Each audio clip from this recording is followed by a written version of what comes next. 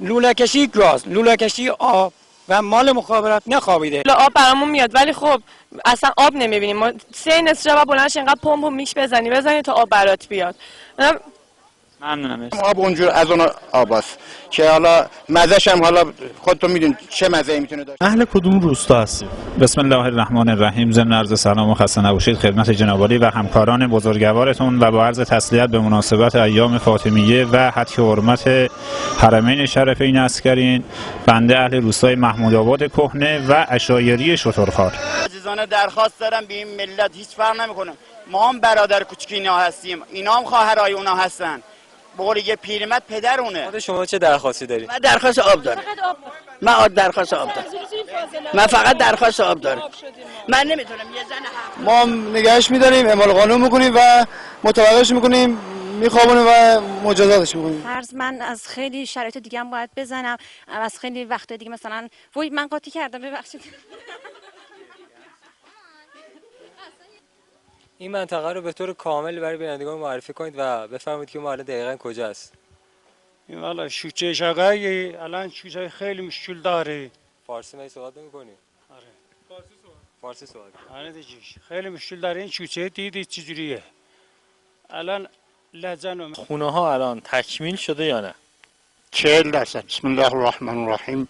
اشکال خودشونو جمع کنن بریزن تو یه مشنبه، وقتی میرن بیرون یه جای هم برن بریزن که دیگه زیاد کثیف نباشه. مردم ما مردم خوبی هستن، خیلی هم آدم خوبی هستن و خوبی از خود شما نباشه، ولی اینا رو این قربانی، آیا شما میدونید 27 خرداد ماه چه روزی هستش؟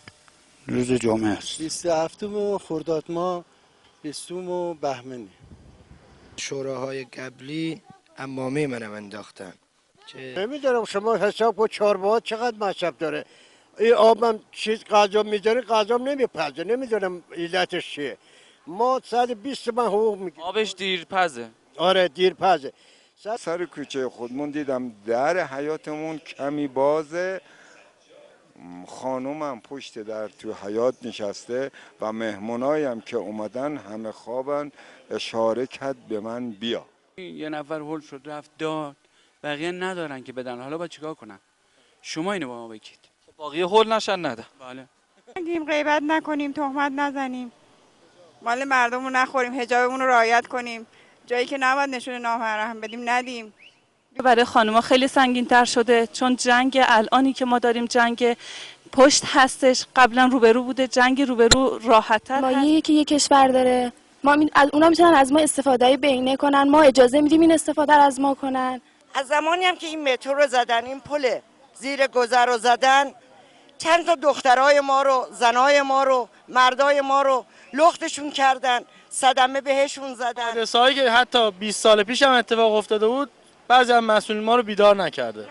نکردن دیگه. اگه میکردن که اینطور یک کاری میکردن اینطور نمیشد. چند وقت این حمام مخروبه تو این منطقه است و چه مشکلاتی برای خود شما که ساکن این منطقه هستید به وجود آورد؟ بسم الله الرحمن الرحیم. سلام عرض میکنم خدمت حضار محترم و آقای شهرام و حاج آقا اینا تشریف آوردن اینجا از پاسگاه. شما هم زحمت کشیدین. ما